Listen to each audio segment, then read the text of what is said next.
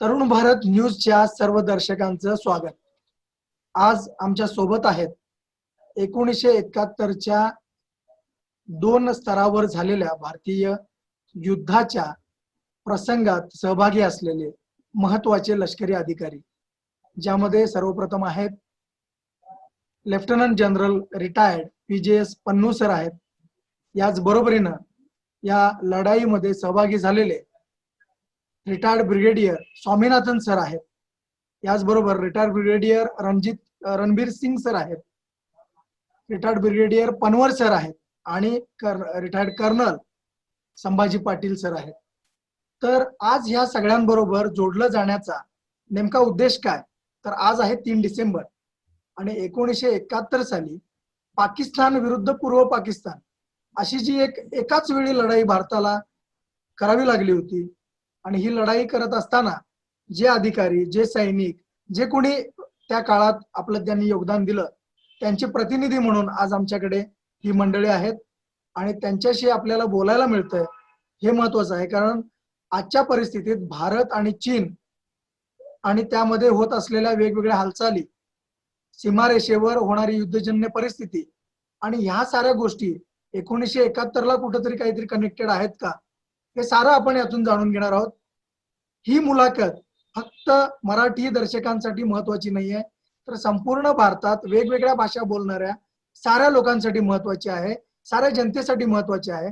त्यामुळे इथून पुढे जो काही संवाद होईल तो मी प्रसाद प्रभू हा हिंदीमधून करेल।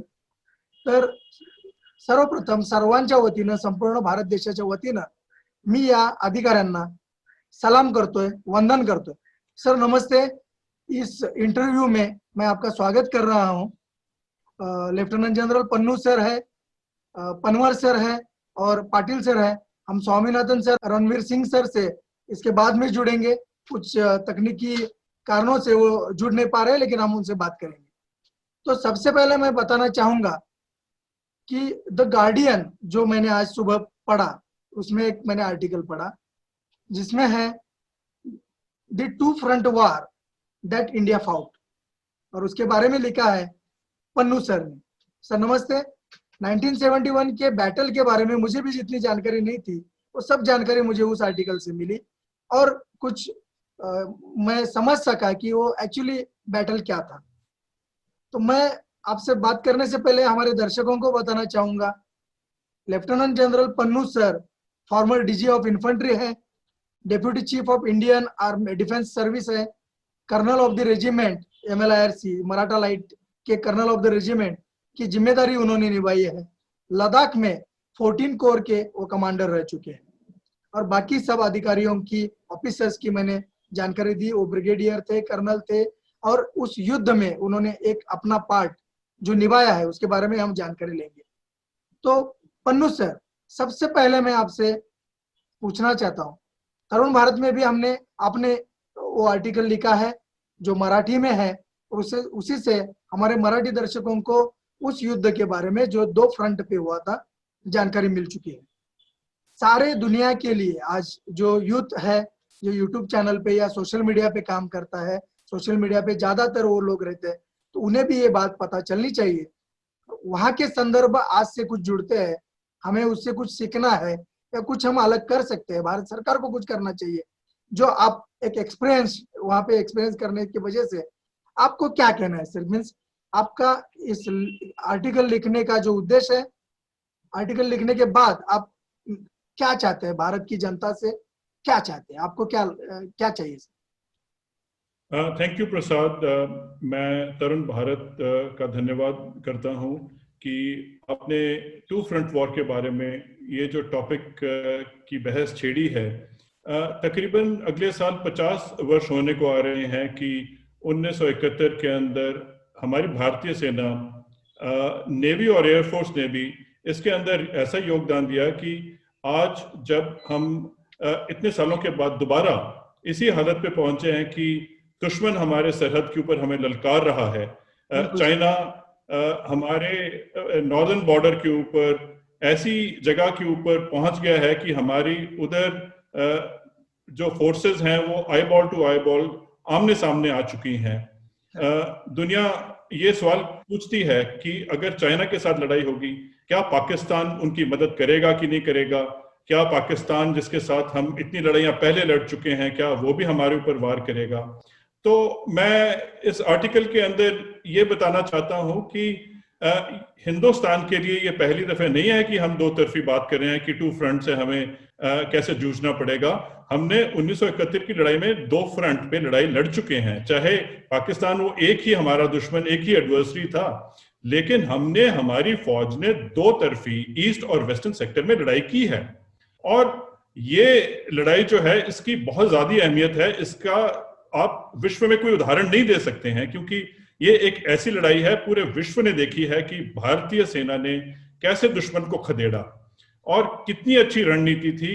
चाहे विश्व हमारे बरखिलाफ था, अमेरिका ने अपना हवाई बेड़ा भेज दिया, बाकी विश्व ने भी हमारे साथ कोई इतनी दोस्ती का बर्ताव नहीं किया, रशिया ने कुछ मदद की, लेकिन हमारी ईस्ट पाकिस्तान उस टाइम पे जो एक सिचुएशन के अंदर थी, तकरीबन 10 मिलियन रिफ्यूजी आ चुके थे। बांग्लादेश अभी बना नहीं था, लेकिन बांग्लादेश बनाने के लिए डिमांड कर रहे थे, लिबरेशन वॉर की बातचीत चल रही थी उस टाइम पे। तो पाकिस्तान ने आज 3 दिसंबर वाले दिन वेस्टर्न सेक्टर भी खोल दिया, उसने हमला कर दिया। 50 सेवर जेट का एकदम शाम को हमला हुआ। तो ये हमला इस करके हुआ क्योंकि हमारी जो सेना थी वो ईस्टर्न सेक्टर में, तकरीबन पाकिस्तान ने सोचा कि शायद उनकी आर्मी के ऊपर अटैक ना करते, तो कुछ प्रिलिमिनरी ऑपरेशन तो चल ही रहे थे। तो मैं बड़ा खुश हूं कि आज हमारे साथ बड़ा ये मुश्किल दौर के ऊपर जो लोगों ने, वेटरन्स ने काम किया उन जमानों पे, ये बहुत मुश्किल है कि हम अपने वेटरन्स के साथ ऐसी बात कर सकें। तो मैं बहुत खुश हूं कि आज मेरे पूरे कमांडिंग ऑफिसर साहब, कर्नल पाटिल साहब हैं, हमारे बहुत नजदीकी, हमारे सीनियर ब्रिगेडियर पनवर साहब हैं, इन्होंने फर्स्ट मराठा लाइट इन्फेंट्री के अंदर उसी लड़ाई में शामिल हुआ, और ये मेरे इंस्ट्रक्टर भी थे। हायर कमांड सीनियर कोर्स होता है, तो मेरे उस्ताद रह चुके हैं। मैं खुश हूं कि हमारे रेजिमेंट के वरिष्ठ डेकोरेटेड सोल्जर हैं, ब्रिगेडियर रणवीर सिंह साहब, वीर चक्र उन्होंने प्राप्त किया लड़ाई के अंदर वेस्टर्न सेक्टर में। और अगर हो सके तो हम ब्रिगेडियर स्वामीनाथन साहब अगर आएंगे, जैसे आपने बोला, तो उनके साथ भी बातचीत करेंगे। लेकिन जिस हिसाब से नवंबर 1971 में माहौल बना था, तो बांग्लादेश के अंदर तो हालत बहुत खराब थी। तो मैं ब्रिगेडियर पनवर साहब से पूछना चाहूंगा आप कि उनका कुछ आंखों देखा हाल, क्या एक्सपीरियंस था, काउंटर इंसर्जेंसी, गुरिल्ला वॉरफेयर, अंदर क्या चल रहा था, की सिचुएशन क्या थी, और क्यों हिंदुस्तान ने वहां पे अपनी फौज तैनात की, और क्यों बांग्लादेश की मदद करने की कोशिश की? और पनवर सर, आप बिल्कुल बता दीजिएगा कि आंखों देखा हाल क्या था वो समय में। वहां पर शेख मुजीबुर रहमान की अवामी लीग जीत गई थी। शेख मुजीबुर रहमान ईस्ट और वेस्ट पाकिस्तान के प्रधानमंत्री बनने जा रहे थे। हाँ। ये वेस्ट पाकिस्तानियों को मंजूर नहीं था। उन्होंने दहशत फैलानी शुरू करी बंगालियों के ऊपर और अत्याचार शुरू किया। पूरी कौम को मिटाना चाहते थे। मार्च महीने में ये कार्रवाई शुरू करी पाकिस्तानियों ने। एक सिपाही गुंडागर्दी करने लगे, ऐसे पाकिस्तानी थे। वहां पर जाके फिर शेख मुजीबुर रहमान ने अपने आवाम, अपने योद्धाओं को बोला कि हथियार उठाओ, देश को आजाद करो। और नया एक फौज, मुक्ति बहनी लिबरेशन फौज तैयार हुई उनकी। और जब पड़ोसी के घर में आग लगती है, हमारा कर्तव्य बनता है कि हम जाके पड़ोसी की मदद करें। हमारी सरकार ने देखा कि तमाम शरणार्थी वेस्ट बंगाल, त्रिपुरा, मेघालय और लहदा घुसा है अंदर, बेचारों के पास कोई रहने की जगह नहीं। उनके लिए हमारी सरकार ने बंदोबस्त किया, खाना पीना का बंदोबस्त किया, और फिर तैयारी शुरू करी कि इनको हमने वापस भेजना है, इनको इनके गांव में दोबारा भेजना है। मुक्ति बहनी आ गई हमारे पास, और दोनों भारतीय सेना और मुक्ति बहनी धीरे धीरे करके एक साथ लड़ाई का भाईचारा, जिसको कहते हैं कमरेडरी, तैयार हो गई कि अब पड़ोसी राज्य को एक बार एक नया मुल्क देना बहुत जरूरी है।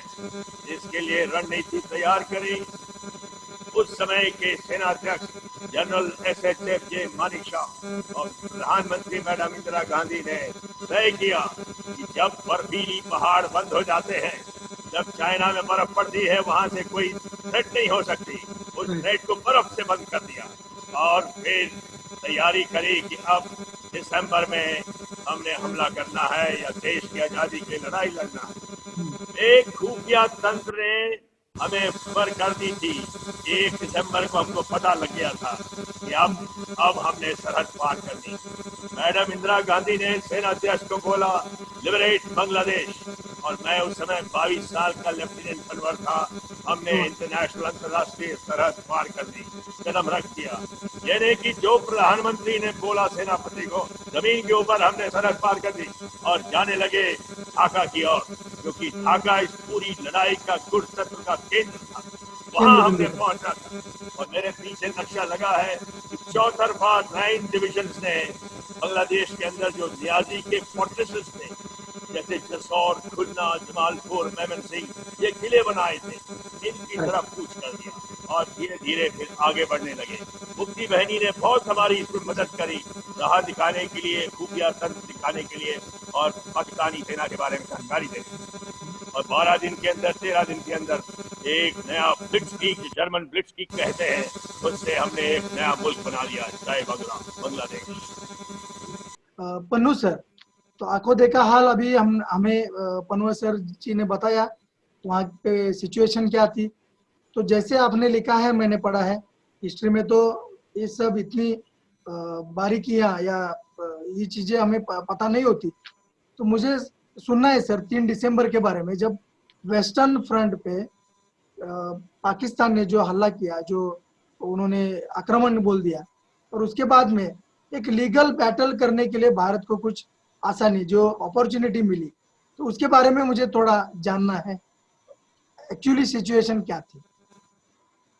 प्रसाद, 3 दिसंबर को भारत को एक मौका मिल गया कि वो पहले तो मौका ढूंढ रहा था, जैसे ब्रिगेडियर पनवर साहब ने बताया कि अपने जो चीफ ऑफ आर्मी स्टाफ थे जनरल मानेकशॉ वेट कर रहे थे कि कब मौका मिला जाए, और उनको भी अपनी व्यवस्था करनी थी, ट्रेनिंग, साजो सामान, और चाइना की बीच में इंटरफेरेंस को रोकने के लिए मौसम का भी वेट कर रहे थे। लेकिन 3 दिसंबर को जब वेस्टर्न सेक्टर पाकिस्तान ने खोल दिया, तो एक लेजिटिमेट उनको बहाना मिल गया, एक रीजन मिल गया कि वो ईस्ट पाकिस्तान के अंदर पूरा खुल के अटैक कर सकें। लेकिन उससे पहले कुछ सरगर्मियां पहले चल रही थी। नवंबर के महीने में, नवंबर के तकरीबन तीसरे हफ्ते में कुछ बॉर्डर आउटपोस्ट्स के ऊपर प्रीलिमिनरी ऑपरेशंस भी किए गए।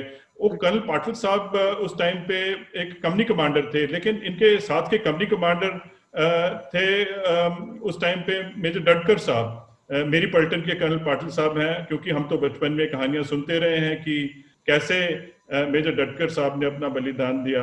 सर, मुझे जानना है कि वो टाइम में क्या परिस्थितियां थी 3 दिसंबर के पहले, प्रिलिमिनरी स्टेज, क्योंकि एक अपॉर्चुनिटी, मौका जो 3 दिसंबर को मिला, उसके पहले की स्थितियां क्या थी, वो आपने खुद देखी है, एक्सपीरियंस किए, तो मुझे जानने के लिए खुशी होगी आपसे। सबसे पहला, हम 22nd Maratha light infantry Hyderabad के वीर जवान हैं। हम लोग ईस्ट पाकिस्तान में क्लासिकल लिहाज से as per the Geneva convention 3rd December war was declared. Prior to that, our whole brigade, that is 202 Mountain Brigade, जिसमें शामिल थे 22nd Maratha light infantry, 8 guards, 5 Garhwal और 100 माउंटेन रेजिमेंट। दोहरा नाम का एक सैलियन था, उसके ऊपर हम लोगों ने कब्जा किया था। Prior to war, this was the situation. तो दोहरा में 2 काम हो रहे थे। एक, जो मुक्ति वाहिनी, बांग्लादेश के जो यूथ थे, जवान और लड़कियां, वो मुक्ति वाहिनी में शामिल हो गए थे। उनको सरसरी तौर के ऊपर ट्रेनिंग दे रहे थे। करेक्ट। जब विदेश के लोग आते थे, तो उस वक्त इन लोगों को हम मोर्चा संभालने के लिए बताते थे और इंटरव्यू देते। उसी वक्त सोनार बंगला करके एक रेडियो स्टेशन वहाँ एस्टेब्लिश किया और वहाँ से पूरी खबर दुनिया में जा रही। ये सब होते वक्त हमारा ब्रिगेड, स्पेशली हमारी पलटन, हमारे सीओ साहब थे उस वक्त लेफ्टिनेंट कर्नल वी.आर. स्वामीनाथन, जो ब्रिगेडियर बन के रिटायर हो गए। वो बहुत सख्त ट्रेनिंग पर चालाक करते थे। उसी वक्त लड़ाई के दौरान के पहले भी हमारे पलटन ने सख्त ट्रेनिंग किया और हम लोग हमला के लिए तैयार हो गए। 24 नवंबर तक 20 नवंबर को हमारा ब्रिगेड वापस आ गया हिलीज कॉम्प्लेक्स में, जहां पर हमारी पलटन डिप्लॉय हो गई थी 2 अर्थ में, यानी 2 company, alpha company and Charlie company international border cross करके आगे डिप्लॉय की थी। और 2 कंपनी डेल्टा और ब्राउ, डेल्टा यानी डी कंपनी कमांडर मैं था और ब्राउ कंपनी कमांडर थे मेजर मदाप्पा। हाँ सर। हम उस वक्त उस दौरान prior to the war declare से पहले मेरे कंपनी से और मेजर मदाप्पा यानी ब्राउ कंपनी से रोज सवेरे 2 पेट्रोल जाते पता करने के लिए कि दुश्मन कहाँ का है। जैसा जनरल पंजू साहब ने बताया कि दुश्मन बड़ा चंग्राम, बांदीपुर, यूपी, इस जगह पर डिप्लॉय किया था और स्पेशली बड़ा चंग्राम में जो उनका प्लेटून था प्लस बाकी एलिमेंट्स। तो मेरे जवान जाते थे पेट्रोलिंग के ऊपर और खबर लाते थे कि उधर दुश्मन की क्या तादाद है। करेक्ट। तो हमने नॉलेज के मुताबिक अंदाजा लगाया कि 2 प्लेटून का नफरी उधर है। इसलिए 9 दिसंबर को सवेरे हमारे सीओ साहब ने हमको हुक्म दिया कि हम लोग को बड़ा चंग्राम कैप्चर करना है। तो उसके पहले ब्रिगेड कमांडर साहब ने बताया और जीओसी साहब ने कि आपका प्लानिंग हमको बता दो। प्लानिंग ये था बड़ा चंग्राम कैप्चर करने के लिए, उसका टाइटल था night silent attack by infiltration. अच्छा। जब ये प्रेजेंट किया तो वहाँ के ब्रिगेडियर साहब और जनरल साहब ने बता दिया कर्नल स्वामीनाथन कि ठीक है, इस सिखलाई के लिए ठीक है, ये एक्चुअली किसी ने नहीं किया। उन्होंने एग्जाम्पल बता दिया कि वियतनाम में अमेरिकन इतना जबरदस्त दुश्मन होने के बावजूद भी वियतनाम में अमेरिकन को सक्सेस नहीं कर दिया। तो ये होने के बाद सब वापस गए और तीनों को बता दिया Swami good luck and carry on. सवेरे नेक्स्ट मॉर्निंग 10 बजे हमको मैसेज आ गया कि फलाना फलाना जगह पहुंच जाओ और ब्रीफिंग हो गया। हमारी अल्फा कंपनी डिसेप्शन के लिए right in front of the गड़ा चल गया। चार्ली कंपनी जहां से हमने हमला करना था वो और हमारे बीच में उनको भेज दिया था। पन्नू सर, मुझे और एक बात पे पूछना है कि मुक्ति वाहिनी की बात आती है, अभी सर जी ने भी बताई, तो उसी दरमियान गोरिल्ला वारफेयर की भी चर्चा होती है। ये जो दोनों बातें हैं कि बांग्लादेश या तब का पूर्व पाकिस्तान मुक्त करने के लिए मुक्ति वाहिनी जो काम कर रही थी, भारत ने उसे मदद की और उसी दरमियान गोरिल्ला वारफेयर के तंत्र का भी इस्तेमाल हुआ। नहीं, सबसे पहले तो जो पाकिस्तान आर्मी बंगालियों के ऊपर जुल्म ढहरी थी, तो उनको उनकी ढाल बनने के लिए इन्होंने हथियार उठाए लोकल बंगालियों ने, और उसके बाद उन्होंने फैसला किया कि ये इसको सिर्फ हम डिफेंड नहीं कर सकते हैं, हमें इंसर्जेंसी में जाना पड़ेगा। तो इंसर्जेंसी के लिए उनके पास हथियार, एमुनिशन, ट्रेनिंग तो थी नहीं। तो गुरिल्ला वॉरफेयर की ट्रेनिंग जो थी, मराठा लाइट इन्फेंट्री बेसिकली हमारी नींव गुरिल्ला वॉरफेयर से शुरू होती है। तो ब्रिगेडियर पनवर साहब आज भी एक गुरिल्ला वॉरफेयर के स्पेशलिस्ट हैं। इनफैक्ट जो इन्होंने वर्दी पहनी है, ये रिटायर्ड ब्रिगेडियर तो है, लेकिन ये इंस्पेक्टर जनरल की इन्होंने वर्दी पहनी है और आज भी इस उम्र पे ये ट्रेनिंग दे रहे हैं लोगों को कि कैसे गुरिल्ला वॉरफेयर को लड़ा जाए और कैसे पुलिस फोर्सेस को सक्षम बनाया जाए ट्रेनिंग के माध्यम से कि वो इनका डट के मुकाबला कर सके घने जंगलों के अंदर अनकन्वेंशनल वॉरफेयर।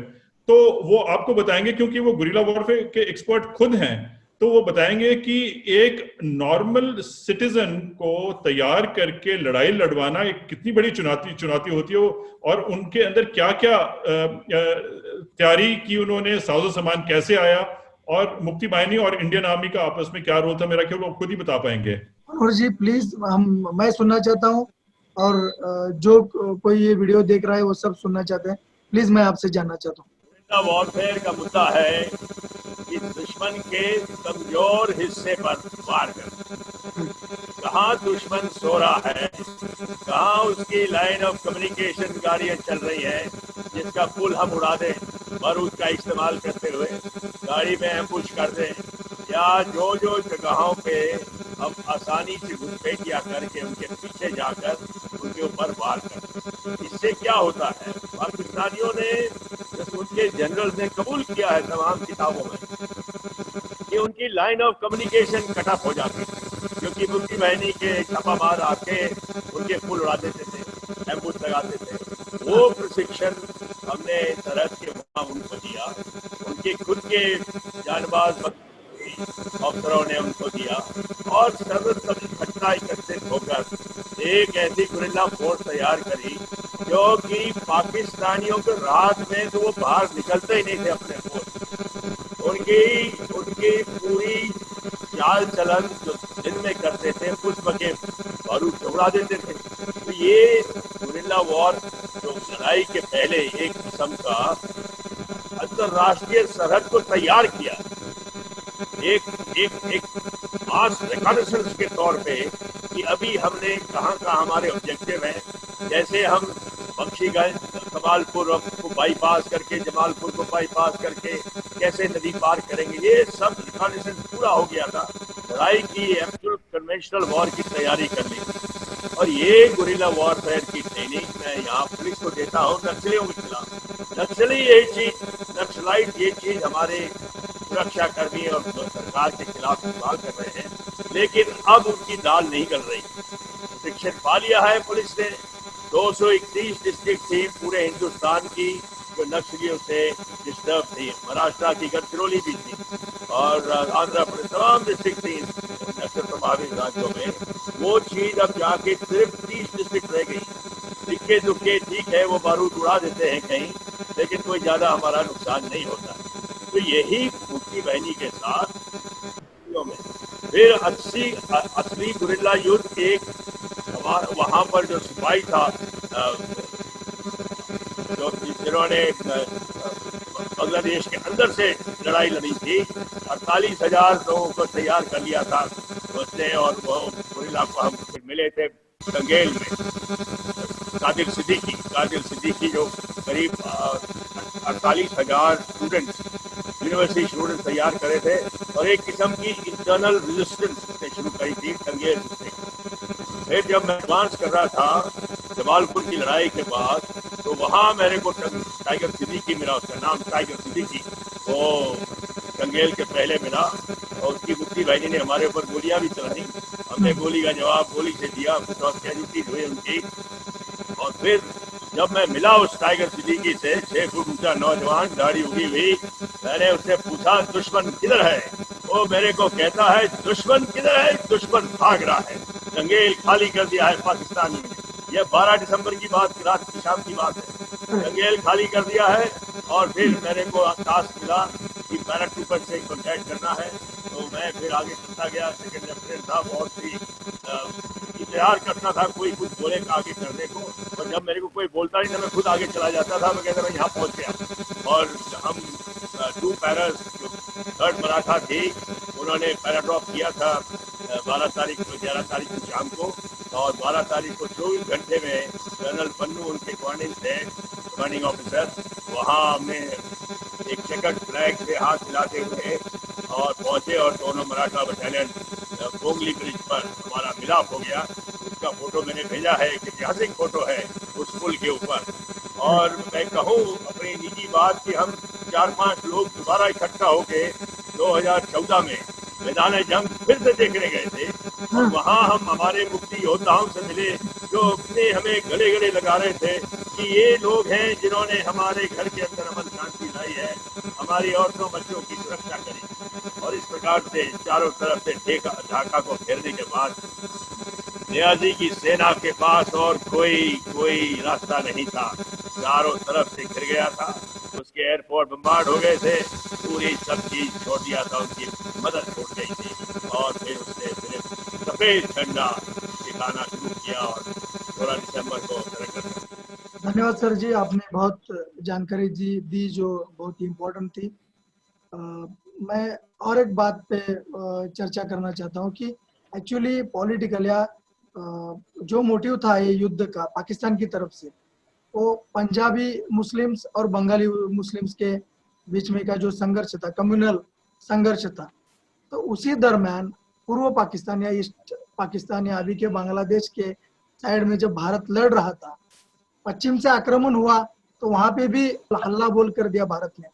ये सारे सिचुएशन में पाकिस्तान जो हिल गया कि उसे तो पता नहीं था कि वेस्टर्न से भी हमले हो सकते हैं, तो वो सारे सिचुएशन के बारे में अगर मुझे आंखों देखा हाल जानना चाहता हूँ सर, क्योंकि पूर्व में तो लड़ाइयाँ चल रही थी, वेस्टर्न फ्रंट में भी भारत आक्रामक हो गया, तो वो सिचुएशन कैसी थी सर? प्रसाद, 3 दिसंबर को पाकिस्तान को ये घबराहट शुरू होगी कि अगर उन्होंने वेस्टर्न फ्रंट नहीं खोला तो शायद पूरा का पूरा हिंदुस्तान सेना बांग्लादेश को कैप्चर करके ढाका को जीत।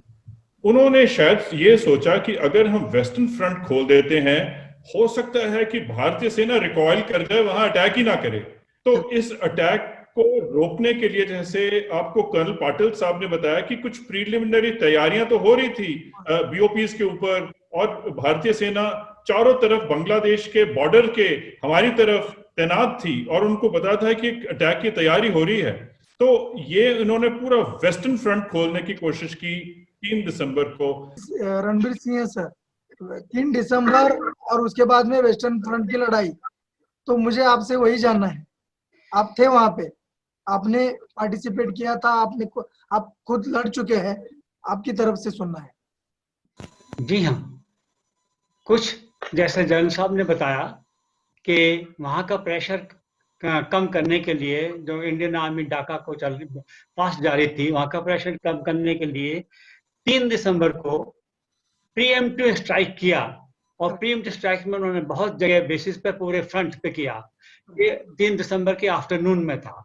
उसी रात को 3-4 दिसंबर की नाइट को पाकिस्तान ने जो हमारी जो बीएसएफ की पोस्ट थी रिवर रावी पे, गोगा, बहलोल, गुलगढ़, बुर्ज और दूसरी बंद, इनको कब्जा कर लिया।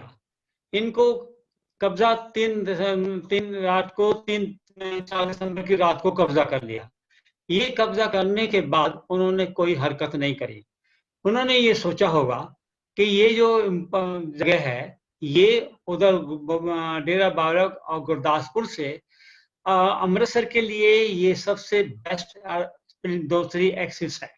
ये एक्सिस जो बनती है, ये बनती है भिंडी औलख, अजनाला और अमृतसर, डीबीएन, गुरदासपुर और अमृतसर। तो ये दोनों के लिए, पाकिस्तान के लिए भी ये लॉन्चिंग पैड था और हिंदुस्तान के लिए भी अगर लाहौर जाना है तो ये लॉन्चिंग पैड है। जब इन्होंने हमला कर लिया तो 4 और 5 दिसंबर को इन्होंने कुछ नहीं किया। ये ताज्जुब की बात है, ये कुछ और कर सकते थे, लेकिन क्या मजबूरी होगी, ये नहीं कर सके।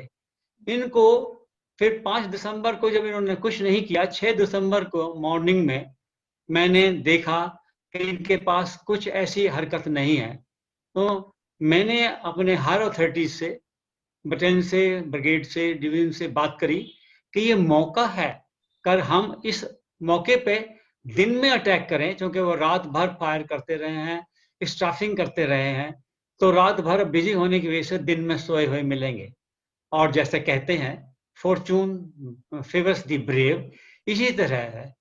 हमारी ईश्वर ने मदद करी और हमने 6 दिसंबर को दोपहर 12:30 बजे ऊपर हायर अथॉरिटी से डायरेक्ट सपोर्ट में ट्रुप टैंक्स, जो कि 66 रेजिमेंट का टैंक था, विजेंता टैंक का, और 77 फील्ड रेजिमेंट जिसके बैटरी कमांडर थे, उन बैटरी कमांडर को अपनी खुद सपोर्ट में लेने के लिए उनके जो फॉरवर्ड ऑब्जर्वेशन ऑफिसर होते हैं लेफ्टिनेंट चेरियन, उनसे बात करी, जो टैंक लीडर थे, ट्रुप लीडर, उनसे बात करी, अपने जवानों से बात करी, कि जवानों ने कहा कि हाँ साहब, ये हमारे गणपत्स बहुत बहादुर हैं, फॉर्मिडेबल हैं, और इनकी हिम्मत जो है, ये काम देखने में इतना नहीं पता चलता जितना ये लड़ाई में काम करते हैं।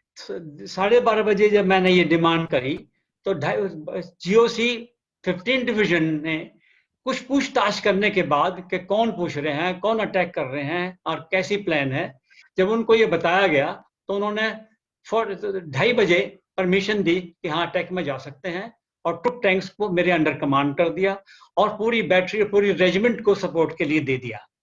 तो हमने 4:30 यानी उन दिनों 5 बजे 5:30 बजे अंधेरा होने लगता है, तो अंधेरे होने से पहले ही FUP क्रॉस कर दी और डबल स्पीड पे दूसरी बन बुर्ज पर हमला कर दिया, हैंड टू हैंड फाइट में, जो कि यहाँ 43 बलूच अपने रैकी सपोर्ट बटालियन के साथ लगी हुई थी। टैंक की फायर से और आर्टिलरी सपोर्ट से और हमारे हमले से एकदम वो उनकी पोजीशन को बर्बाद कर दिया। उस हालत में एक मौके पर किसी एक रॉकेट लॉन्चर, यहाँ की बलूच बटालियन की एक बंकर से टैंक ऐसा लगा कि वो टैंक पर फायर करेंगे, तो हमारे एक सिपाही जवान जो कि सालोंके के नाम से जाते हैं, उनकी कॉलोनी भी बनी है पूना में, सालोंके ने उस ट्रेंच में कूदकर उस रॉकेट लॉन्चर को बर्बाद कर दिया, लेकिन साइड की ट्रेंच से उन पे LMG के बस्ट में वो वहीं शहीद हो गए। लेकिन हमारे बाकी जवान वहां लड़ते रहे और हैंड टू हैंड फाइट में उनको वहीं बंकर में या तो दबा दिया या शूट कर दिया। वहां एनिमी के 52 आदमी डेड हो गए, बाकी आदमी कुछ रिवर में भाग गए। CO जो लेफ्टिनेंट कर्नल हसनुद्दीन सैयद हसनुद्दीन अपनी ड्रेस को छोड़ के और पूरा सूटकेस छोड़ के, सामान छोड़ के भाग गए। उसी पोस्ट में RCL बंचर, चाइनीज बिल्ड के jeep mounted RCL jeeps, Motors और बहुत सामान अम्युनिशन का वहां रह गया, जो कि हमारा अटैक 4:30 से 8:30 बजे तक चलता रहा। हमने अपनी पोजीशन को मजबूत कर लिया और इस मौका ही नहीं छोड़ा कि वह दुश्मन काउंटर अटैक कर सके।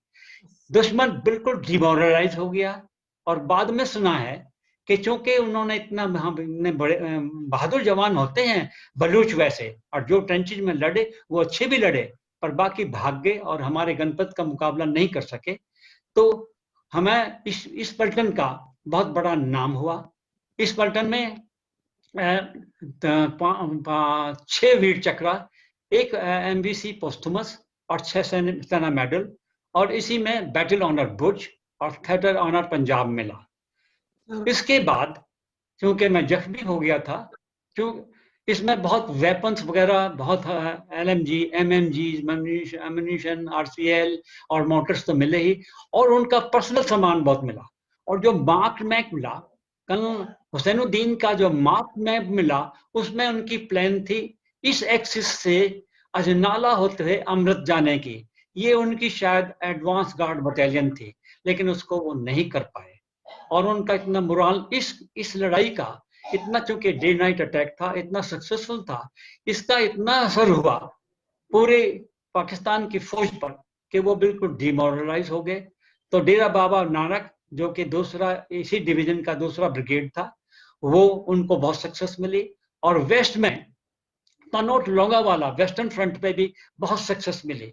जैसा कि मालूम है कि लोंगेवाला पर तो इनके पैटर्न टैंक्स जो है वहीं जलते हुए बाद तक भी, खारोता ट्रैक पर बाद तक भी मिले। जब मैं हॉस्पिटल में चला गया तो बहुत दिन तक मैं, जो मेरे हाथ में रिकोशे लगा था, ग्रेनेड का हिस्सा रह गया था, तो मैं काफी बीमार था। जब मैं ठीक हो गया तो मुझे वापस जालंधर में ट्रांसफर करा गया और core commander lieutenant general NC रोली PVSM, AVSM, MC second world war के, उन्होंने एक वहां हेलीपैड बनवाया जहां लड़ाई हुई थी बुर्ज की, और उस हेलीपैड में मुझे हॉस्पिटल में ले गए। मेरा हाथ तो प्लास्टर में ही था, पर मैं अच्छी तरह से बात कर सकता था, और चीज को चूंकि मैंने यहाँ लड़ाई लड़ी थी पूरी तरह से समझा दिया। रणवीर सिंह सर, जो 1965 और 1971 के बैटल के बारे में है, आप 1971 के बैटल से जुड़े हुए हैं, 1965 के बैटल से भी कोई यहाँ पे जुड़े हुए लोग हो सकते हैं, तो मुझे पूछना है कि एक्सपीरियंस दोनों बैटल्स का क्या था। पन्नू जी, मुझे इसके बारे में सर आपसे थोड़ा सवाल करना है कि 1965 और 71 में क्या डिफरेंस है। पहली बात तो यह है कि 1965 की लड़ाई पाकिस्तान ने शुरू की थी फ्रीडम फाइटर्स के साथ। उन्होंने ऑपरेशन गुलमर्ग के तहत उन्होंने लड़ाई करवाई, लेकिन इंडियन आर्मी ने ऐसा कोई प्लान नहीं बनाया कि जाके उनको अटैक करेंगे, जैसे कि ईस्ट पाकिस्तान के अंदर 9 डिवीजन का एकदम अटैक हो गया और ढाका कैप्चर कर लिया।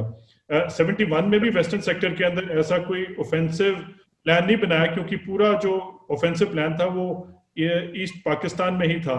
तो कर्नल पाटिल साहब उस टाइम पे कंपनी कमांडर थे, और इन्होंने गुत्थम गुत्था की लड़ाई के अंदर 4 फ्रंटियर्स फोर्स को खदेड़ा। इनका कैसे उनके साथ मुकाबला हुआ, क्योंकि हमारे साथ तीनों वेटरन हैं, और इन्होंने पाकिस्तान के जवानों के साथ खून की लड़ाई के अंदर हिस्सा लिया है। तो आपको कर्नल पाटिल साहब बताएंगे कि 4 फ्रंटियर फोर्स के साथ गुत्थम गुत्था की लड़ाई के अंदर इनको कैसा फील होता है, क्या फायर डिसिप्लिन है, किस मुताबिक लड़ाई होती है, और कैसे फिर दुश्मन ने घुटने टेक दिए और सरेंडर किया इन्होंने पाकिस्तान के अंदर।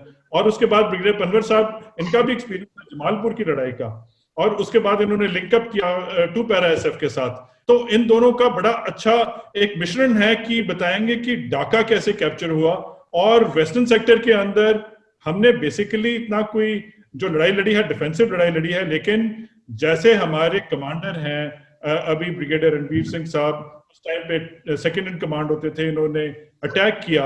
ये एक डिफेंसिव लड़ाई नहीं थी, लेकिन इसी को ऑफेंसिव तौर पे भी लेके गए। ये फर्क था 1971 वॉर का।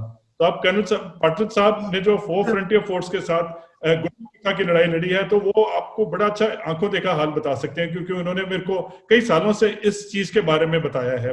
बहुत दिलचस्प कहानी है उसकी भी, आप उनसे पूछ सकते हैं। पाटिल सर, हम भी सुनना चाहते हैं प्लीज। 1965 और 71 के डिफरेंस के बारे में मैं और पन्नू सर अभी बात कर रहे थे, और उसी दरम्यान पन्नू सर ने मुझे बताया कि एक लड़ाई की बहुत बड़ी दिलचस्प कहानी आपके पास छुपी हुई है, तो मैं वो सुनना चाहता हूँ।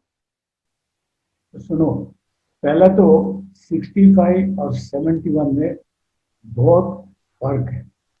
65 में हमारे 22 मॉडल लाइट इन्फेंट्री 120 ब्रिगेड में, that is short of Poonch एड ऑफ रजौरी में डिप्लॉय। उस लड़ाई में हमारे पलटन को एक्चुअली गुत्तम की लड़ाई करने में चांस नहीं मिला। हम लोग पिकेट्स के ऊपर होते थे, और जो पाकिस्तानी इन्फिल्ट्रेटर्स आते थे उनको हम पकड़ने के पीछे लगे थे, और जो कॉन्वॉय आता था उसको प्रोटेक्शन करते थे।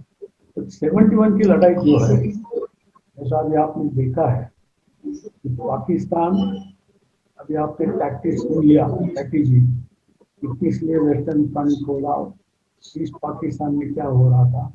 अभी मैं खाली 22 मराठा की बात करूँ। 22 मराठा के उस वक्त के सीओ साहब थे lieutenant colonel BR Swaminathan, brigadier retire हो गए, वो हमारे कमांडिंग ऑफिसर। उनका प्लानिंग मैंने आपको बता दिया था कि nice silent attack by infiltration. और मैं खुद को बहुत नसीबवान समझता हूँ कि मेरी पलटन उस वक्त 137 साल की, और मेरे सीओ साहब ने और मेरे पलटन ने मेरे पर भरोसा रखा कि ये टास्क, यानी बड़ा संग्राम कैप्चर करने का काम मेजर पाटिल और डेल्टा कंपनी 110% करती है। और हमारा क्रेडो है ड्यूटी, ऑनर, करेज।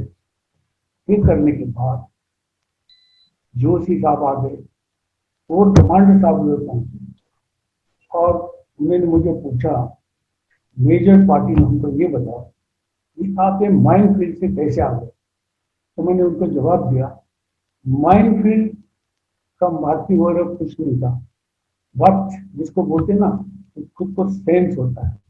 मैंने पूरा कट करके पीछे से हमला किया, अदरवाइज मैं सीधा आता था तो मेरा कमी का बहुत चाहिए। ये अल्लाह और भगवान का देन है। मेरे पलटन में कम से कम, मेरे कंपनी में कम से कम चाहिए उस वक्त 2 देशों से था और 17 जवान शहीद हो। पाटील साहेब, आज हे तुमचे हे अनुभव ऐकताना अंगावर रोमांच येतंय, तर रोंगटे खड़े हो जाते हैं सर। आज भी ये एक्सपीरियंस सुनते हुए मैं और एक सवाल की तरफ जाना चाहता हूं Pannu sir ji.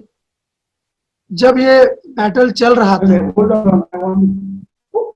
Hold on, I want to tell you one more thing very important. मेरा Yes. पलटन को इस एक्शन के बारे में थिएटर ऑनर मिल गया। यस सर, यस आप सर, बोलेंगे आप तो जैसा बाकी पलटन को तगमा मिल गया ऐसा हमारे पलटन को नहीं मिला। उसका वजह बाद में हम जब मिलेंगे तब आपको बता देंगे। यस सर, और तगमा से कोई मतलब नहीं है। मेरे पलटन ने जो काम किया, मेरे कंपनी ने जो काम किया, इससे हिंदुस्तानी फौज का इज्जत बढ़ा दिया।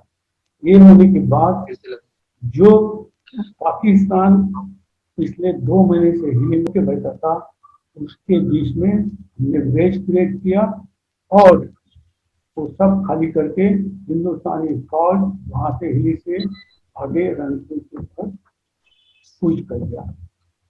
और इसलिए मैं हमेशा बोलता, आज 49 साल हो गए, फिर भी मैं बोलता ये डेल्टा कंपनी का विजय अशोक। एक तो आर्मी सरहद पे लड़ रही है, इसलिए हम लोग घरों में सो सकते हैं। तो मुझे एक सवाल पूछना है कि ये जब सब बातें हो रही थी तो इंडियन गवर्नमेंट ने तो सपोर्ट दिया था, वो बात अलग है। भारत के सभी लोग आर्मी के साथ थे, आर्मी की फाइटिंग जो चल रही थी सब पता था। विश्व का नजरिया क्या था? क्योंकि मैंने आपके आर्टिकल में पढ़ा कि फ्रेंड्स ऑफ पाकिस्तान जो थे वो टाइम के, अभी वो है नहीं, बात अलग है, कोई है कोई नहीं है। तो बे ऑफ बंगाल तक वो आके पहुंच चुके थे। सोवियत यूनियन भी वहां पे अपने उनका भी मीन्स वो भी आए थे। तो उसके बारे में मुझे जानकारी चाहिए कि विश्व और ये बैटल वहां की परिस्थितियां क्या थी। प्रसाद, आपको मालूम है कि अमेरिका उस टाइम पाकिस्तान को पूरा सपोर्ट कर रहा था। उन्होंने अपने सेक्रेटरी को भेजा, हेनरी किसिंजर को, इंडिया में बताने के लिए, एक वार्निंग देने के लिए कि आप पाकिस्तान के ऊपर मत हमला करो, आपके लिए ठीक नहीं होगा। अगर आपने पाकिस्तान के ऊपर हमला किया तो अमेरिका आपके ऊपर वार करेगा। उसके बाद उन्होंने पाकिस्तान जाने के बाद उधर से उनको बताया कि भारत को ऐसी चेतावनी दी है। उनके एक सीक्रेट जहाज में हेनरी किसिंजर चाइना गए और उन्होंने चाइना को बताया कि आप जब इस लड़ाई अगर होती है तो आप पाकिस्तान की मदद कीजिए। तो चाइना और पाकिस्तान को उन्होंने सपोर्ट किया और एनकरेज किया कि आप 2 फ्रंट वॉर भी खोल सकते हैं। लेकिन जब लड़ाई शुरू हो गई तो उन्होंने अपने 7th फ्लीट के बेड़े तो जरूर भेजे थे, कुछ ब्रिटिश जहाज भी थे बीच में, लेकिन उस टाइम पे रशिया ने अपना बेड़ा भेजा हमारे बे ऑफ बंगाल के अंदर। तो उसके अंदर ब्रिगेडियर स्वामीनाथन साहब शायद आपको बताएंगे बाद में कि हिंदुस्तान फौज ने बोला कि ये अमेरिकन बेड़ा आने से पहले हमने पाकिस्तान को तबाह करके और जीतना है। तो हमारे हिंदुस्तान की फौज ने अपने ऑपरेशंस को और तेज कर दिया ताकि अमेरिकन बेड़ा पहुंचने के पहले ही ढाका को उन्होंने कैप्चर कर लिया। ब्रिगेडियर पनवर साहब उस लड़ाई में शामिल थे जब स्पीड ऑफ ऑपरेशंस को बढ़ाया और 2 पैरा एसएफ जो एक मराठा पलटन है, उन्होंने तंगेल के ऊपर जब हमला किया, पैरा ड्रॉप किया, तो फर्स्ट मराठा ने उनके साथ लिंकअप करके ये इसी करके 2 पैरा को भेजा था, क्योंकि अमेरिकन बेड़ा आ रहा था। तो इसको स्पीड को बढ़ाने के लिए एक 3 डायमेंशनल ऑपरेशन को इन्होंने अंजाम दिया। और उसी टाइम पे जब ये पोंगली ब्रिज की लड़ाई के बारे में बात कर रहे थे ब्रिगेडियर पनवर साहब, तो ऐसे इन्होंने ऑपरेशंस को स्पीड अप किया। मनोहर सर प्लीज। 9 दिसंबर को स्थिति ये हो गई थी जमालपुर मेमन सिंह सेक्टर में कि जमालपुर को हमने ब्रह्मपुत्र नदी पार करके दक्षिण से साउथ से घेर लिया था। एक road block Jamalpur Dhaka axis पर लगा दिया और आगे एक और बटालियन नॉर्थ ईस्ट में गई और वहां पर गार्ड बटालियन थी, उस तरफ से घेर दिया। जमालपुर गैरेज में 1500 लोग थे, 31 बलूच बटालियन, और हमारे पर प्रेशर आ रहा था कि जल्दी से जल्दी कैप्चर करो क्योंकि पोंगली में पैराड्रॉप करना। पूरी प्लानिंग बन गई 10 दिसंबर को हमला करने के लिए जमालपुर के फॉरवर्ड डिफेंसेस पर। उसमें मेरा प्लेटून और एक लेफ्टिनेंट डफले का प्लेटून पहले वेव में बंकर्स कब्जा करने के लिए तैयारी हो गई, टारगेट रजिस्टर हो गए। लेकिन उस वक्त लड़ाई का स्थिति बदली हुई क्योंकि 2 कोर बंगाल की तरफ से और 4 कोर चिटगांव की तरफ से दबाव डाल रहा था ढाका की ओर। तो उन्होंने कहा ढाका में फौज चाहिए और जो फौज अवेलेबल थी वो थी 31 बलूच जमालपुर में और एक और बटालियन थी मेमन सिंह में। इन दोनों बटालियन को बोला फॉल बैक, वापिस आ जाओ ढाका की सुरक्षा के लिए। तो उस वक्त हमारा रोड ब्लॉक तैयार था और उस रात हम हमला करने जा रहे थे। पाकिस्तानियों ने हमारे ऊपर स्मोक बॉम्ब से टारगेट रजिस्टर करे हमारे रोड ब्लॉक। ये होती है एक सीनियर ऑफिसर की विजनरी थिंकिंग कि दुश्मन अब क्या करने जा रहा है। दुश्मन हमारे ऊपर हमला करने जा रहा है। एक डिफेंसिव रोड ब्लॉक को सबसे अच्छी स्थिति वो होती है कि दुश्मन हम पर हमला करे, फिर उसको मारने में बहुत आसानी हो जाती है। और फिर डिसीजन लिया गया कि अटैक 24 घंटे आगे बढ़ा देते और रात में बोले तैयार रहो अगर हमला होता है। रात की 11 बजे आवाज आने लगी, पाकिस्तान जिंदाबाद, अल्लाह अकबर, और पाकिस्तान का हमला शुरू हो गया हमारे रोड ब्लॉक पे। हमारे रोड ब्लॉक पे 4 कंपनी एक बॉक्स फॉर्मेशन में थी। जिस तरफ से पाकिस्तानी आते थे उस तरफ से 2 कंपनी की सेट, 150 आदमी का फ्रंटेज मिलता था। लगातार flat trajectory weapon, medium machine gun, light machine gun और हमारे जानबाज मराठों की आवाज से और उनकी गोलियों की बौछार से पाकिस्तानियों के पूरे हमले तहस नहस हो गए। कोई कवर के लिए उनके हाथ जगह नहीं थी। खेती का इलाका था, पूरी चावल की खेती सूख गई। फिर उन्होंने 2 बजे दूसरी तरफ से हमला किया। मैं चार्ली कंपनी में राइट फॉरवर्ड कंपनी में था और मैं जवानों को बोलता था देख देख के मारना, देख देख के। हमारे जवानों की क्या बात करें, एक नाइट विजन डिवाइसेस की आंखें हैं। रात में उनको दिख जाता था कि यहाँ पर दुश्मन हमारे ऊपर आ रहा है और वो फायर करते थे और गिर जाता था। धीरे धीरे उनकी व्हीकल कॉलम आने लगी सड़क के ऊपर। वो समझे कि तोड़ के निकल जाएंगे। व्हीकल कॉलम को हमने 57 RCL गन से डफले साहब ने उसको उड़ा दिया और जलना शुरू हुआ। 1 गाड़ी, 2 गाड़ी, 3 गाड़ी, जो कहा जाता है कि रात में एक सिलोहिटिंग बैटलफील्ड हो गई। पूरी बैटलफील्ड में रोशनी पैदा हो गई।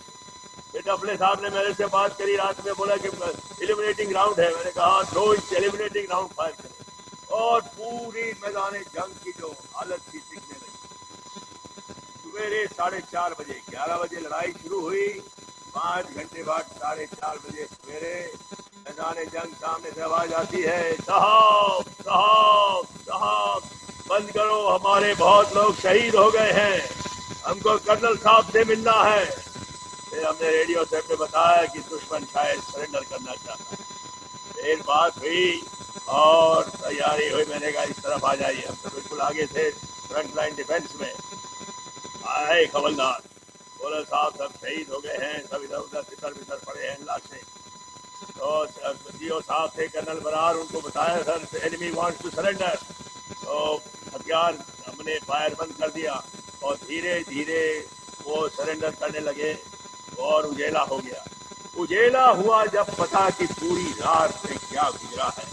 चारों तरफ मैदान जंग की लोगों की wounded cries and dead and wounded were being heard all over the battlefield. पूरे 231 डेड बॉडी गिनती करी।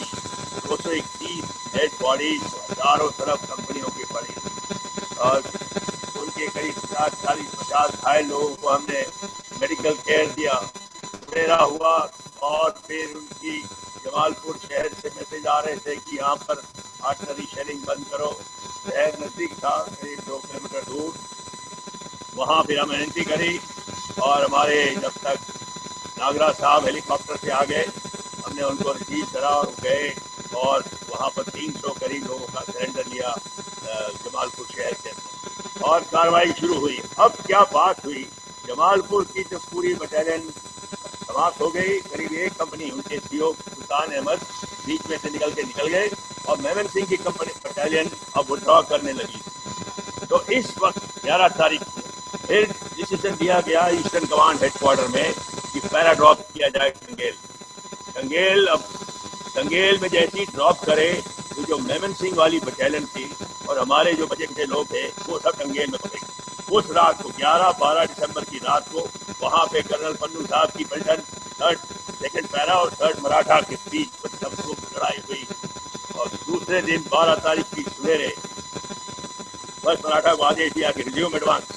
हमने उन्हीं की गाड़ियां जो 25 गाड़ियां थी, क्योंकि हमारी गाड़ियां ब्रह्मपुत्र के उस पार थे और उनकी गाड़ियां लेके फायर ब्रिगेड का इंजन में 2 गाड़ियां मिल गई, बैठ के एडवांस शुरू किया। और मुझे वो फिर एक तकदीर थी कि हमारे सीओ साहब ने बोला lieutenant फरवर you lead the advance.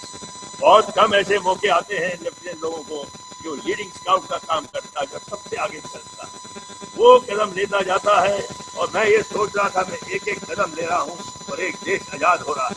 एक कदम से आज चारों तरफ अमन शांति फैल रही है। वहाँ जैसे ही हम आगे आते चिल्ला जाते थे, रास्ते में बोलते थे मित्र बहनी आया, मित्र बहनी आ रही, मित्र बहनी आया। तो मित्र बहनी फ्रेंडली फोर्सेस और बांग्लादेशी जय इंडियन आर्मी और हमारा नेता शेख मुजीब ये करते हम गए। और जैसा मैंने पहले बताया, टंगेल के नजदीक टाइगर सिटी की हमको मिला और थोड़ी देर बाद हम गाड़ी के बोनेट के ऊपर बैठकर, जो एमएमजी माउंटेड गाड़ी आ गई थी, कुछ पाकिस्तानी रास्ते में मिले, थोड़ी बहुत उनको ओवर फायर करके और जल्दी से हथियार डाल देते हैं क्योंकि भाग रहे थे। Enemy was retreating, enemy was in the run, दुश्मन भाग रहा था।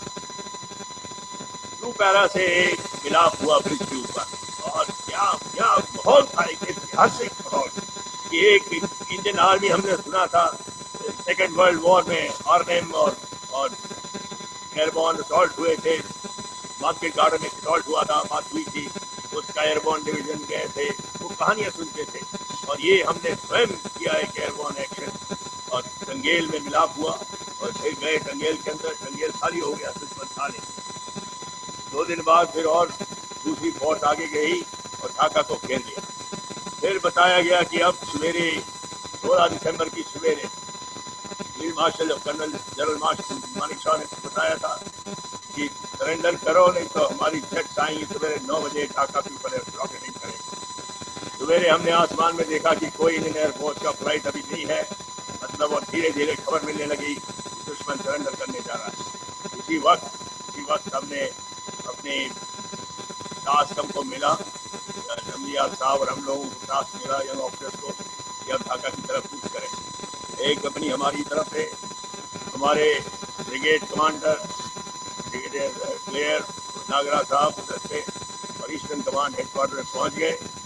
और एक कहानी बताऊं कि जब वहाँ पहुंचे ईस्टर्न कमांड हेडक्वार्टर में तो उनको आश्चर्य हो गया वहाँ के लोगों को, इंडियन आर्मी यहाँ आ गई है।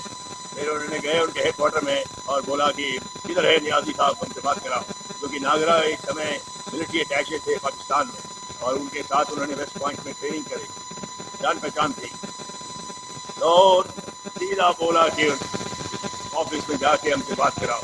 और नागरा साहब उस समय होटल इंटरकॉन्टिनेंटल में गए तो उनको टेलीफोन पे बोला कि अब्दुल्ला द गेम्स अप, मैं तुम्हारे ऑफिस से बोल रहा हूँ।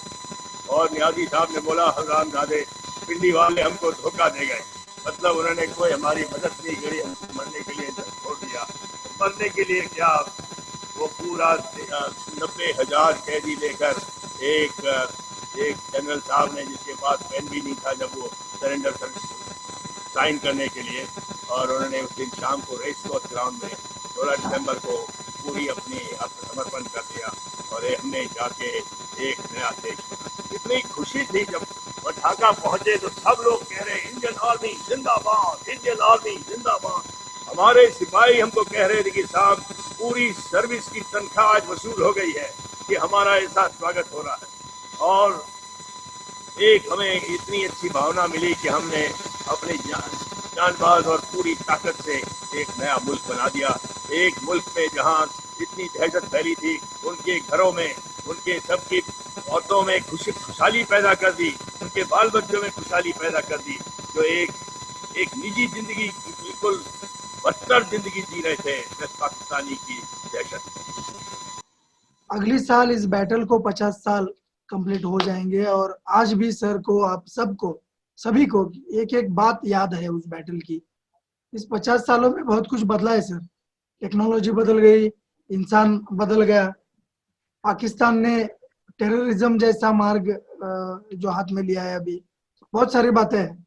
तो अभी इस सिचुएशन में, बैटल फील्ड में या बैटल के जो डिप्लोमेटिक डिसीजंस होते हैं या हम उसे मुत्सद्दी निर्णय बोलते हैं, तो उसके बारे में अभी आज की तारीख में क्या करना होगा और उस युद्ध को हम आज किस तरह से संदर्भ में लेके आगे चल सकते हैं सर। मेरे को बहुत खुशी है कि हमारे साथ हमारे पुराने वेटरन जुड़े हुए हैं जिन्होंने लास्ट लड़ाई के अंदर खुद हिस्सा लिया। और उन्होंने ये तो कहना उचित नहीं रहेगा कि खून चका है, लेकिन मैं ये बताना चाहता हूं कि इन्होंने खून की लड़ाई लड़ी है। इंसान तो इंसान होता है, लेकिन पाकिस्तान उस टाइम पे शायद गुमराह हो गया था, लेकिन उनकी बदनसीबी यह है कि वो अभी भी गुमराह है। और उसने अपने मित्र भी ऐसे बनाए हैं कि जिन्होंने एक दूसरे को गुमराह किया है। चाइना और पाकिस्तान मिलकर गुमराह हैं अभी। हिंदुस्तान एक शांति पसंद देश है, लेकिन हमारी सेना बहुत मजबूत है। आपने हमारे वेटरन्स को सुना है खुद। ये बहुत कम मौका होता है लोगों को अपने वेटरन्स को मिलने का। आपने ये देखा है कि कौन सी मिट्टी की हमारी सेना बनी है, और यही जो मिट्टी की सेना बनी है, इन वेटरन्स ने नई पीढ़ी को ट्रेन किया है, प्रेरित किया है। और ये नई पीढ़ी जो है अभी टेक्नोलॉजी ऑब्जर्व करके उसके मिश्रण के साथ एक बहुत, क्योंकि तरक्की भी हुई है, लड़ाई की विधि में तरक्की हुई है, नफरी में विधि हुई है, और जितनी सूझबूझ से स्ट्रेटजी बनाते हैं, तो मेरा ख्याल हमारे लीडर्स को भी पता है कि हमारी जो फौज की ट्रेडिशंस हैं, दोनों तरफी लड़ाई जो हुई थी 1971 की, उसके अंदर आपने ब्रिगेडियर रणबीर सिंह साहब से खुद आपने देखा, उनकी हालत, उन्होंने आंखों देखी हाल आपको बताई कि पूरे वेस्टर्न सेक्टर के अंदर पाकिस्तान तो अटैक कर रहा था, लेकिन उसके बाद शिकस्त उसको वेस्टर्न सेक्टर में भी हुई। और जहां तक ईस्टर्न सेक्टर की बात है, उन्होंने पूरा एक देश जो उनके हाथ में था वो गंवा दिया, और बांग्लादेश एक नया देश बना। तो पाकिस्तान अभी कौन सी नई एक रणनीति चुन रहा है कि बाकी जो बचा हुए प्रांत हैं, क्योंकि एक मजहब तो इकट्ठा कर नहीं सकता। अगर एक मजहब इकट्ठा करता तो वो बांग्लादेश को अलग नहीं होने देते। मजहब तो इकट्ठा करने नहीं देगा देश को। तो अगर जो प्रांत वाजी है उनकी, अगर बलूचिस्तान, पंजाब, सिंध, पख्तून, जितने भी कश्मीरी हैं, उनको अब हर एक की अपनी अपनी देखने का नजरिया है। और पाकिस्तान सुधरा नहीं है, उसको सिर्फ फौज ने एक जगह पे हिंदुस्तान की दुश्मनी लोगों को बेच के इकट्ठा करके रखा हुआ है। मेरा ख्याल आपस में इनका कोई भाईचारा अभी भी नहीं है। मेरा ख्याल आप वेटरन से पूछ सकते हैं उनकी राय की, अगर अगली लड़ाई होगी तो पाकिस्तान किस मुताबिक ये समझते हैं इनकी एक्सपीरियंस के साथ कि कैसे पेश आएंगे लड़ाई के अंदर। सर, आप सबसे मैं पूछना चाहता हूँ कि ये बात सही है कि अगर और लड़ाई हो जाए तो कैसे पेश होगा पाकिस्तान? क्या लगता है सर आपको? रणबीर सिंह जी, हमारी अगली लड़ाई अगर होती है, पाकिस्तान की 65 में जो इनको एक गलत फहमी हो गई थी, वो गलत फहमी इनकी 71 में दूर होगी। चाइना और यूएस जिनकी सपोर्ट से इन्होंने 3 तारीख को स्ट्राइकिंग और हमला किया, उस हमले में इनको पता चल गया कि बीएसएफ की पोस्ट तो बहुत थिल्ली हेल्ड थी, यानी मामूली स्ट्रेंथ से थी। जब इनको मौका मिला 15 मराठा जैसी और दूसरे नेबरिंग बटालियन से मुकाबला पड़ा, तो इनको हर जगह हार मिली। यहाँ तक कि ये भाग निकले और अपना सामान छोड़ गए। यहाँ तक कि एक, जैसे मैंने बताया, 43 बलूच जो एक मशहूर पलटन मानी जाती थी, उसको डिसबैंड कर दिया। इसी तरह से आपने सुना होगा वेस्ट में भी, जबकि लोंगेवाला पे उन्होंने जब हमला किया था, उसमें भी 23 पंजाब के अगेंस्ट उनके जो टैंक्स थे, पैटर्न टैंक्स, उनकी बाद में भी लोगों ने देखा कि कैसे जले हुए और अम्युनिशन वहां पड़ा हुआ था। अगली ये हिम्मत नहीं कर सकते। अब ये तो प्रॉक्सी वार ही, जैसा कि अभी कश्मीर में कर रहे हैं, ये भी कश्मीर में जो कर रहे हैं, ये उन लोगों की मदद से नहीं कर रहे हैं, ये दूसरे लोगों की फंडिंग से कर रहे हैं। इनको दूसरे लोगों से पैसा मिल रहा है, और जो कश्मीर में हमारे जो लीडर हैं, उनको ये जरा मौका मिल रहा है ताकि पाकिस्तान के नाम पर वो अब जिंदा हैं। इस काबिल नहीं रहे हैं कि ये लड़ाई लड़ें। इन्होंने 65 में देख लिया, 71 में देख लिया, जैसे हमारे बहुत एक्सपीरियंस वेटरन्स और जन साहब ने बताया कि 93,000 प्रिजनर्स जो कि इंडिया में 5 साल उनको बिरयानी खिलाते रहे, ये मौका कभी ये दिन को दोबारा नहीं। अगर शिमला एग्रीमेंट ना होता, इंदिरा गांधी हमारी प्राइम मिनिस्टर उन दिनों की इतनी मेहरबान ना होती, तो हम बहुत कुछ तभी भी कर सकते थे। और इनको मालूम है अगर ऐसा दोबारा हुआ तो इस शिमला एग्रीमेंट की तरह से बड़ा हिंदुस्तान बड़ा भाई बन के छोटे भाई को माफ नहीं करेगा। अब माफी का कोई सवाल ही नहीं उठता। अब तो ये बर्बाद होंगे। इनकी बर्बादी का कारण ये खुद हैं, क्योंकि ये मेन स्ट्रीम में नहीं आ रहे हैं। जो भी गड़बड़ कर रहे हैं, ये जो टेररिस्ट अंदर इंडिया में बढ़ के, कश्मीर में बढ़ के जो नुकसान कर रहे हैं, ये अपना खुद का नुकसान कर रहे हैं। हमारी फौज तो इतनी बहादुर फौज है, इसके बारे में तो कोई शक नहीं है। हमारी जो हर तरह की लीडरशिप, चाहे वो 62 में हो, चाहे वो 65 में हो, चाहे वो कारगिल वार में हो, चाहे वो 71 वार में हो, हमारी लीडरशिप और हमारे जवानों का जो आपस का ताल्लुकात है, और हमारी जो फौज की सिखलाई है, और हमारी फौज की जो लॉयल्टी और सिंसियरिटी है, हमारे देश का नाम ऊपर करने के लिए, रेजिमेंट का नाम ऊपर करने के लिए, पलटन का नाम ऊपर करने के लिए, वो इतनी तेज है कि इसको बढ़ती ही जाएगी। और पाकिस्तान जो है जब भी मिलेगा मार ही खाता जाएगा, और हो सकता है कि शायद खुद भी ये बढ़ के खत्म हो जाए। पाटिल सर, मैं आपसे भी पूछना चाहता हूं यही सवाल कि अगली बार अगर लड़ाई हो जाए तो पाकिस्तान कैसे पेश हो सकता है? सुनो, 71 हम लोगों ने उनके साथ 27 अक्टूबर 1947, 62 फिर कारगिल वॉर, 71 की लड़ाई हमने देखा है कि पाकिस्तानी सिपाही जिस पलटन के साथ मेरा खुद का ताल्लुकात आ गया, 4th फ्रंटियर राइफल्स याया खान साहब की खुद की पलटन थी। पर उन्होंने जब देखा हम लोगों ने उनको सराउंड किया, तो आधे से दो नफरी थी, आधे से ज्यादा भाग गए।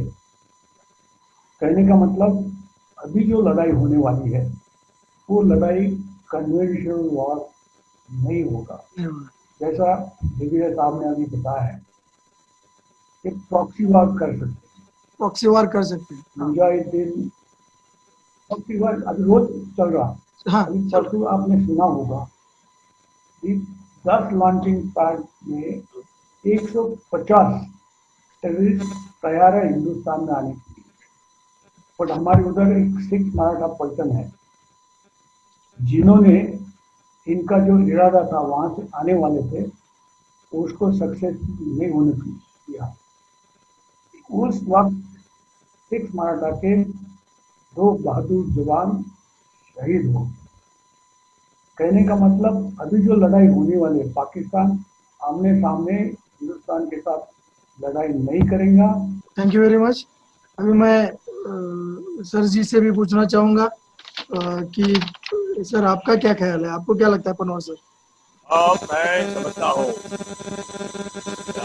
पिछले 30 साल में पाकिस्तानी सेना ने अपना काम उग्रवादियों को दे दिया। 1988 में जनरल जिया ने ऑपरेशन टोपैक शुरू किया, जो कि आत्मघाती हमलावर पैदा कर रहे हैं, और ये लोगों ने अपने मुल्क में दहशत फैलाने की कोशिश कर रहे हैं, लगातार आतंकवादी भेज रहे हैं।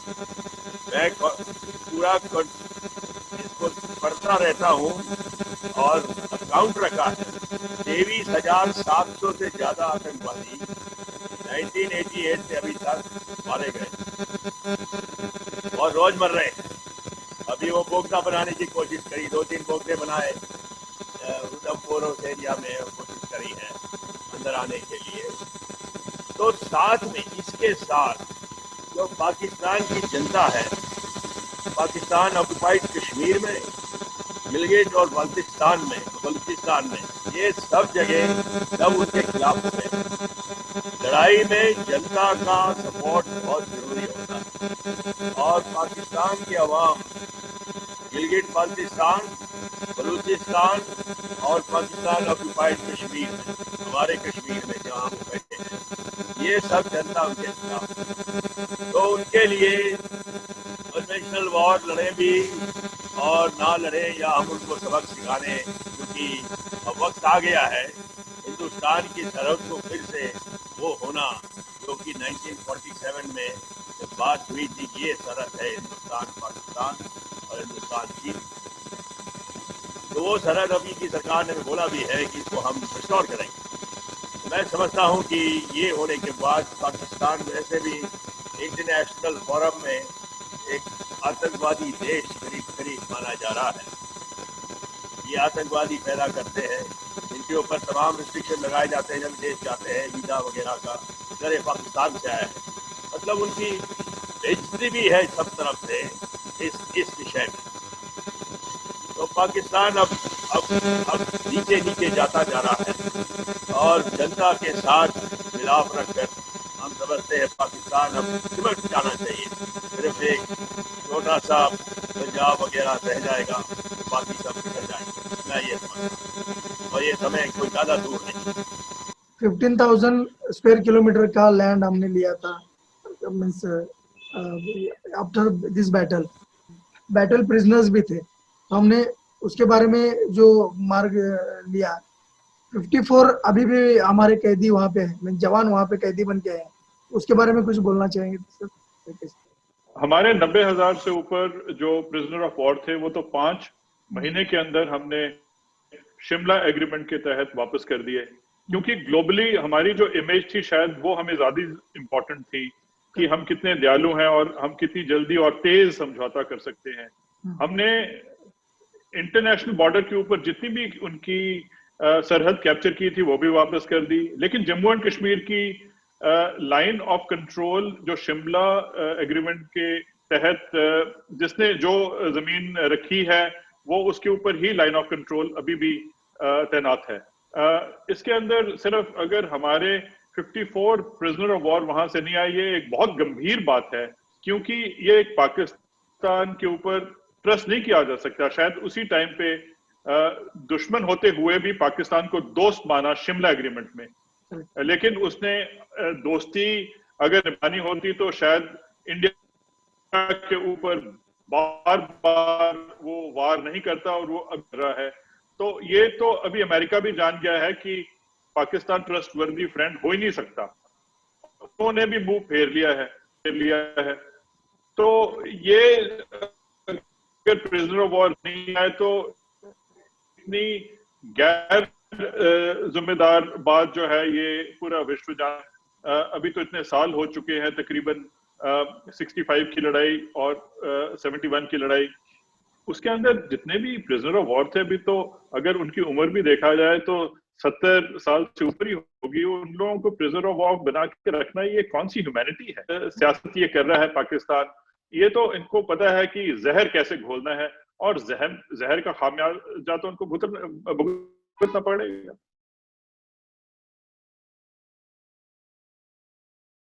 सर मुझे शॉर्ट में एक दो बातें बताओ आप। मैं आपसे कुछ पूछना चाहता हूँ। हाँ एक पहली बात तो आपने पाकिस्तानी आर्मी का सरेंडर लिया था, हाँ जी। वो कैसी सिचुएशन थी सर वहाँ पे? मीन्स सरेंडर उन्हें क्यों करना पड़ा और वो सिचुएशन क्या थी? वो 15 तारीख शाम को हाँ हमको हुक्म मिला है कि हाँ मेन रोड छोड़ के हाँ साइड रोड से बाईपास करके लालपुर जाना, करेक्ट। और पूरी रात हमने मार्च किया। हाँ सुबह के टाइम पर हाँ वो यानी सनराइज के पहले हाँ वो उधर एक बड़ा नाला है, नदी नाला है, गंगा नाला बोलते हैं उसको, करेक्ट सर। वो उधर पहुंचा है। उस देखा है पाकिस्तानी लोग नहा रहे थे, कोई मुंह साफ कर रहे थे। हमारे यहाँ एकदम उनको मार डाला, हाँ हाँ क्योंकि वो ब्रिज भी था उधर उसको भी प्रोटेक्शन नहीं है, आगे कोई पेट्रोल नहीं है, कोई उनका कोई डर ही नहीं, ऐसी थे वो लोग। ये लड़ाई है या ऐसी तमाशे पता नहीं। फिर शुरू हो गया। सुबह से लेकर 1:30 बजे से बहुत सख्त इधर उधर फायरिंग, हमारा भी कैजुअलिटी हुआ, उनको काफी हुआ है। उस वक्त उनका भी टैंक आया था, हमारा भी टैंक आगे लाए थे, लेकिन एग्जैक्टली 1:30 बजे हाँ सर लड़ाई चल रही थी। बाकी जगह पर भी लड़ाई हो रही थी, लेकिन हमारे सामने 1:30 बजे उन्होंने सफेद झंडा खड़ा किया। करेक्ट। बाकी जगह पर हमने सुना है कि ये हमको सुनते रहे कि बाकी बाकी जगह पर भी लड़ाई हो रही थी, लेकिन हमारे सामने वो झंडा खड़ा कर दिया। फिर मैंने ये बोला था, ब्रिज के बीच में आया था, फिर मैं मिला, फिर उनको पता लगा ये है। फिर उन्होंने बोला हम सीज फायर करते हैं, हम सरेंडर करते हैं। मैंने फिर उसका फोटो खींचा, हमने हमेशा कैमरा ले जाता हूँ, उसको फोटो खींचा, और ये भी पूरा सब जगह पर वो फोटो है। सरेंडर फोटो करके वो सब जगह पे फेमस है। हाँ वही है। हाँ फिर उन्होंने बोला है कि फिर उन्होंने बोला कि दोपहर को 3 बजे उनका ब्रिगेड कमांडर साहब और उनका टैंक कमांडर हमसे सरेंडर होंगे उसी जगह पर। फिर मैंने हमारा ब्रिगेड कमांडर को ये बोला है, सब खुशी थे क्योंकि बहुत हल्ला गुला बहुत जगह हुआ था। फिर ब्रिगेड कमांडर आने के लिए लेट हो गया, हमारा ब्रिगेड कमांडर। फिर मैंने 3 बजे वो ब्रिज पर था, वो आए थे उनका ब्रिगेड कमांडर और उनका टैंक कोर का उधर एक कमांडर है। ब्रिगेड कमांडर साहब का नाम है ब्रिगेडियर नईम, और आर्मर्ड रेजिमेंट कमांडर का नाम है कर्नल फरूकी। वो आर्मर्ड रेजिमेंट का उनका कमांडर था। वो दोनों सरेंडर हो गया, हमको सरेंडर बोला। उसको 5-10 मिनट के बाद हमारा ब्रिगेड कमांडर साहब आए थे, फिर और बातचीत करिए, बकेला हो गया। ये घपला हुआ। Thank you sir. Yes sir. तो आज ये बहस में, ये चर्चा में बहुत सारी महत्वपूर्ण बातों पे हमने गौर किया है।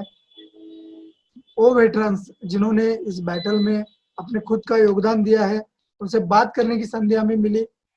पूरी देश की तरफ से हम आपको सैल्यूट करते हैं सर। ये चर्चा, ये बहस इधर ही नहीं खत्म होने वाली है।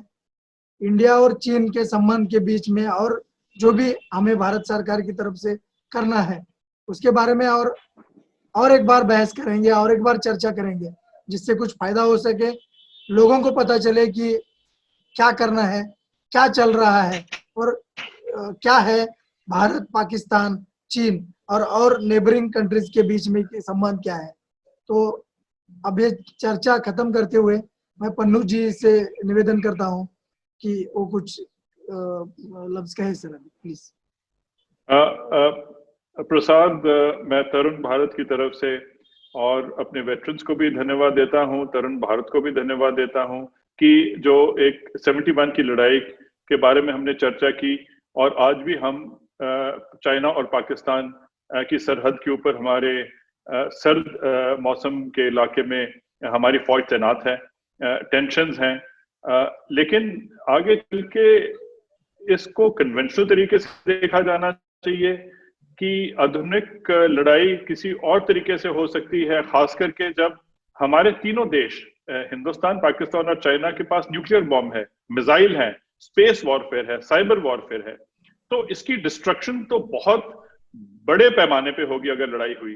तो एक लीडर्स का भी मानना ये है, क्योंकि हमारे साइड से भी देखा जाए तो हमेशा अपने इंडिया के लीडर पीस की बात करते हैं, लेकिन उनको समझना चाहिए कि कोल्ड वॉर के अंदर अमेरिका और रशिया ने जो भी किया सो किया, लेकिन लड़ाई नहीं उन्होंने कभी लड़ी, क्योंकि उनके पास एटम बम था। और अगर हमारे तीन देश इस बात को समझते हैं तो शायद ये एक सेटलमेंट हो सकती है, लेकिन ये जो सेटलमेंट होगी शायद इतने आसानी से नहीं होगी, क्योंकि हमारे जो मसले हैं बड़े पेचीदे बॉर्डर के मसले हैं। तो ये मेरा ख्याल लीडर्स की सूझबूझ और मैच्योरिटी का ही नतीजा हो सकता है, नहीं तो इसके अंजाम बहुत ह्यूमैनिटी के ऊपर डेंजरस होंगे। तो मैं उम्मीद करता हूं कि शायद विश्व के लीडर्स इस बात को समझ लें कि एक सेकेंड वर्ल्ड वॉर के बाद में एक और बड़ा युद्ध हो सकता है, या इसको थर्ड वर्ल्ड वॉर मानो या जो भी मानो, ये डिस्ट्रक्शन बहुत ज्यादा होगी। तो इसको रोका जाए और ये सरहद के ऊपर जो भी टेंशन्स हैं, ये एक सूझबूझ से इसका हल निकालना एक बुद्धिमानी की बात होगी। शुक्रिया सर, धन्यवाद। और हम और फिर जुड़ेंगे इसी मुद्दे पर और अलग अलग मुद्दे लेके। तरुण भारत की तरफ से मैं आपका आभारी हूं सर, धन्यवाद। थैंक यू, जय हिंद। जय हिंद सर।